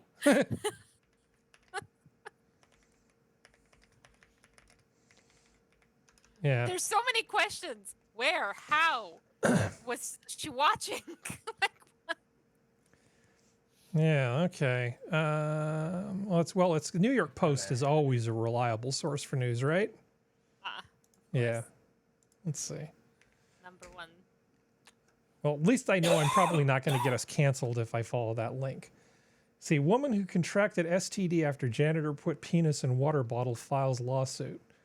How small was his dick? Yeah. Oh, You could ew, feel he it. urinated in the bottle. Now filled a civil lawsuit of the stomach-churning case. The custodian, 50-year-old Lucio Diaz, was arrested this week in Houston, charged with aggravated assault with a deadly weapon. Yeah, so in California, you can give somebody AIDS or just disclose that you have HIV. And that's considered to be like an infraction. But I guess in Houston, this is the thing that happens. The victim, who hasn't been identified previously, told the station that she felt disgusted after she was set up a hidden camera in her office at a medical building and allegedly caught Diaz dipping his manhood into her bottle last month. Now, at what point do you become suspicious enough that you start setting up cameras to keep an eye on your water bottle? Is this if you're working for Bill Cosby, I could see where this might be a thing you would need to do. But I would think that any water bottle that doesn't have a seal intact on it might be an issue if you work for Bill. Maybe I'm missing something here. Well, and also I would sexually transmitted diseases don't travel this way usually. This whole story seems weird to me. Sorry, go on. Well, I'm thinking that's where her suspicion. I mean, you obviously know if you're sleeping around, and if you're not, and you somehow magically contract STD. There's got to be something going on. So, or maybe it says he urinated in it. Maybe she smelled like, why does it smell like piss? Ooh, I'm gonna throw out this bottle, and then the next night she comes back into the next day she comes back into the office after it's been cleaned. And why does this water bottle smell like this? Do they have video? No, I just have a still from the video. Still frames. Yeah. What a piece of shit. I'm trying to figure out why this guy's dancing with his dog. Father Doctor? Father Doctor dance with Labrador steals wedding spotlight. Humanity was a mistake. I mean, I like dogs and all, but no. This seems like a problem. Like, can we bring back the whole survival of the fittest thing? I know I'm not going to survive. I don't care. I'm willing to make that sacrifice for the betterment of humanity. Mm-hmm. Well, I have an idea about that, but you know what? We've actually already gone our 2 hours, so I'm going to take that idea. I'm going to put it in a little box, and I'll bring it back later. There it is. The woman had the liquid test, and it is confirmed that her water contained urine. But urine doesn't usually spread STDs. I know, but that's how she was cued into somebody's messing with my water bottles. Yeah, because it smelled like urine. I mean, if he's putting it in there and he's got herp or gonorrhea or something, the urine is just extra. Yeah, that's just the bonus. The golden bonus that he provided. These are things that are spread by touch. So again, yeah. But what is the motivation? Okay, what is the motivation for somebody to put their penis in somebody else's water bottle? What exactly is that are fetish? Assholes, Harry, but only a small fraction of them are acting on those asshole impulses. And weird fetishes. I don't know. Yeah, some people are assholes. He's not German. Some people are just assholes. Yeah. If he was German, I'd be less surprised. They have some weird ideas about stuff and things. Oh, boy. But we've gone our full 2 hours. So rather than start another story, I'm just going to basically say, you guys have anything else? Have your pets spayed or neutered? Have your I'm pets. Bob Barker. Exactly. Sora? Good night, folks. If you hit a bicyclist, it's 50 points. If you hit someone on an e-scooter, it's 150.